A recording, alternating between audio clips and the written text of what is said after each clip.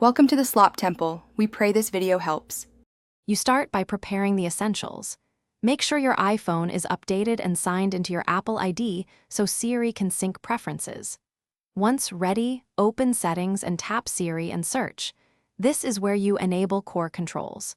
Turn on Listen for Hey Siri and press Side button for Siri, because one activates hands-free and the other gives you a quick manual trigger. Make sure language matches how you speak so recognition accuracy improves from the first interactions.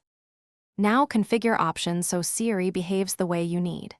Select Language and Siri Voice to improve recognition and match your accent. This reduces errors. Toggle allows Siri when locked according to privacy needs, because enabling it gives convenience but could expose data. If prompted, train Hey Siri by repeating phrases.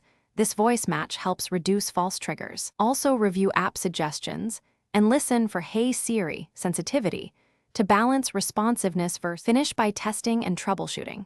Try 3 practical commands, set a 1-minute timer, send a short message, and ask the weather. These cover core speech, messaging, and info retrieval paths and reveal recognition problems.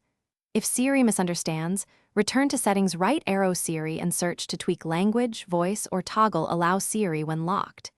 If issues persist, restart the phone, ensure microphones are clear, or reset Siri and dictation. These steps fix most glitches without losing your Apple ID settings. Thanks for watching. Consider subscribing if we helped you.